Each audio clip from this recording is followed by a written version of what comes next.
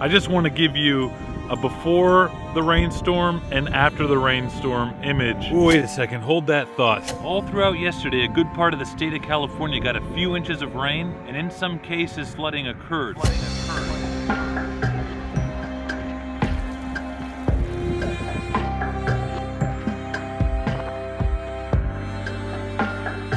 We got a break in the storm now, so I'm gonna take advantage of that to do a little work. Even just getting out here has been a little bit interesting. Some county roads have slightly flooded over.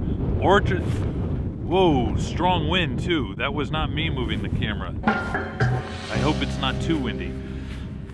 But yeah, I mean, water's up against some buildings out here. Roads have been closed. The irrigation district is out here with their backhoes helping clear debris from flowways. And most rice fields have been reflooded. But that's not a problem because it's earlier in the year. That's not gonna impede our planting season at all. It really only could be a concern is if a field still had a ton of water in it before these rains. Now, as you know, we've been doing quite a bit of draining, but there are a couple fields that we have that we plan on planting later, so we weren't in that big of a rush to drain them. However, now, with all this rain we've got yesterday and coming this week, I think it's a good idea that we lower the water level out there. We just don't want to damage levees and roadways. Now, because these fields aren't around our shop, the plan is we're gonna pick up the four-wheeler and load it up in the back of the pickup. We're gonna need it to access the fields because the dirt roads getting there, just too wet. So, having said that, let's disregard this sign behind me, try to make our way to the shop.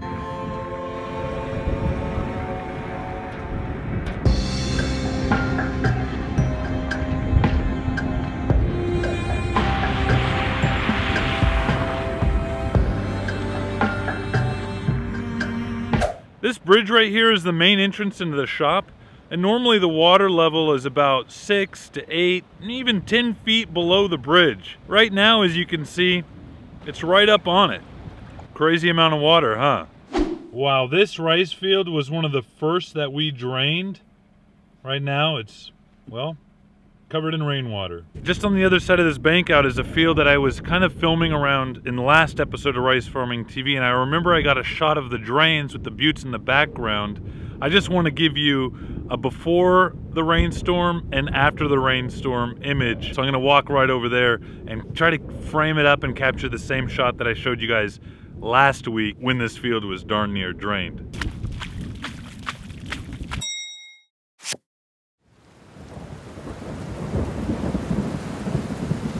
Kind of a crazy difference, huh? But as I mentioned in the last episode of Rice Farming TV, we're not too concerned about these rains. We're just happy that in most cases, most of our fields have this draining infrastructure already in place. So as I speak, as the rain has stopped momentarily, water's flowing out of the drains and of course out of the field. Hopefully, I mean, of course, if the canal system's so backed up and higher than the fields, then water could be actually flowing back into the fields. But anyway, once that water subsides, then yeah, water will flow out of the fields.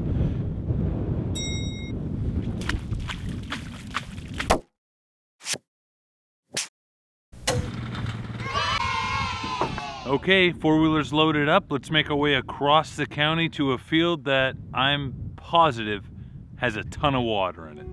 Let's go.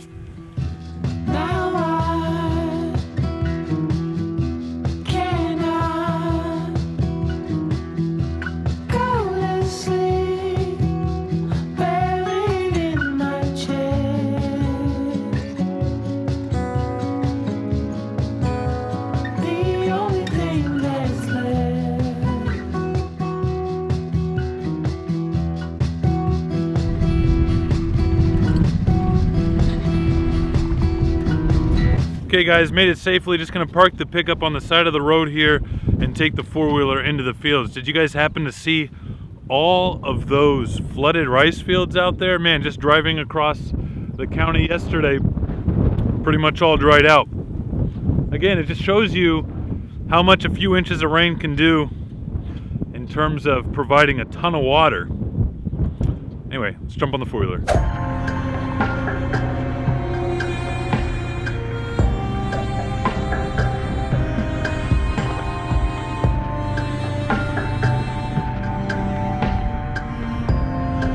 Let's take just a little break right here. I want to just point out something that's making me real happy right now, and that is that this road directly behind me, that one, isn't covered in water. This field here to my right, totally covered in water. This field here to my left, totally covered in water. And this is a field that I was worried about. And luckily it's not too bad. Let's take a look at the irrigation ditch and see how full that is and see how much water we can pull out of it. Not too bad, certainly lower than the field itself, so we should be able to pull some water out of this field. Let's head over to the drain risers. So before the storm, that board there was at the same height as the water level. Now you can see we've got about 6 inches of water spilling over. Take the wedges out. You know what? I just realized, let me see here. Yep.